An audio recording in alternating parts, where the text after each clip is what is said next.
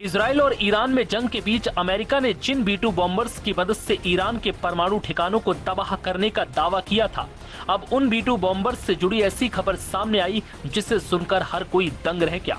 Media reports के मुताबिक दावा किया जा रहा है कि जिन B-2 बॉम्बर्स ने ईरान के परमाणु ठिकानों फोर्डो, नतांज, इस्फहान पर हमला करने के लिए उड़ान भरी थी, उनमें से एक B-2 बॉम्बर वापस अपने अड्डे तक अब तक नहीं लौट पाया।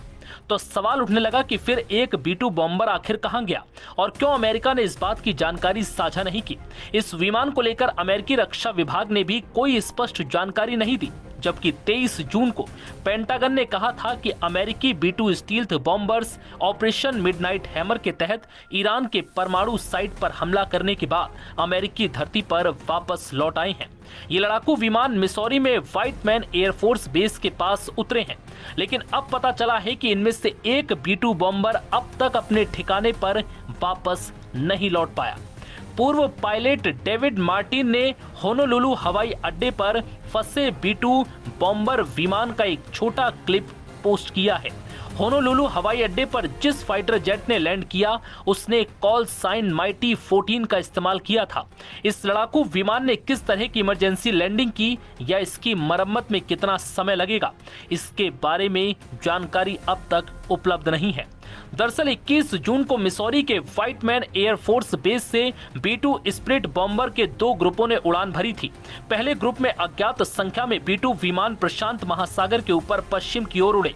ये विमान संभवतः गुआम में मौजूद रणनीतिक एयरबेस की ओर बढ़ रहे थे, जबकि 7 B-2 विमानों का एक और समूह ईरानी परमाणु स्थलों पर बमबारी करने के लिए पूर्व की ओर उड़ गया। 7 B-2 विमानों के दूसरे समूह ने ईरानी परमाणु स्थलों फोर्डो और नतांज पर सफलतापूर्वक बमबारी की। इन विमानों ने 14 GBU 57 MOP bunker buster bomb यहां गिराई। इन हमलों में दोनों ही प्लांट तहस नहस हो गए। इसके बाद 37 घंटे बाद बिना रुके उड़ान भरने के बाद ये विमान अपने मूल बेस पर लौट आए। यूरेशियन टाइम्स के अनुसार हालांकि B-2 विमानों के पहले समूह के बारे में अब तक बहुत अधिक जानकारी उपलब्ध नहीं है। इन विमानों का उद्देश्य ईरानियों को भ्रमित करना था। अब ये पता चला है कि इस ग्रुप में शामिल कम से कम एक B-2 विमान ने होनोलुलु में डैनियल के इनॉय अंतर्राष्ट्रीय हवाई अड्डे पर इमरजेंसी लैंडिंग की थी। इनॉय एयरपोर्ट हवाई में हिकिम एयरफोर्स बेस के पास स्थित है।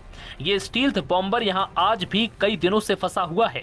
बता दें कि जब अमेरिका ने ईरान के परमाणु केंद्रों पर हमला किया था तो कई ईरानी सोशल मीडिया हैंडल्स ने दावा किया था कि ईरान ने अमेरिका के एक प्लेन को गिरा दिया है। हालांकि ट्रंप और अमेरिकी वायुसेना ने इस दावे को खारिज किया था।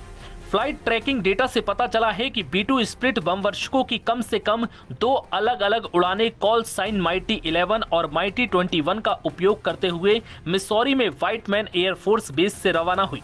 इन विमानों के साथ हवाई ईंधन भरने वाले टैंकर भी शामिल थे। अगली सुबह खबर आई कि अमेरिका ने B-2 स्प्लिट का इस्तेमाल करके ईरानी परमाणु स्थलों पर बमबारी की। लोगों को पता चला कि B-2 विमानों का पहला समूह प्रशांत महासागर के ऊपर पश्चिम की ओर उड़ा, तो दूसरा समूह अटलांटिक महासागर के ऊपर पूर्व की ओर उड़ा था। B-2 का ये पहला समूह अमेरिका की चाल थी जो दुश्मन को भ्रमित करने के लिए अपनाई गई थी। अब खबर आई कि प्रशांत महासागर की ओर उड़े विमानों में से एक अब तक हवाई अड्डे पर नहीं पहुंच पाया।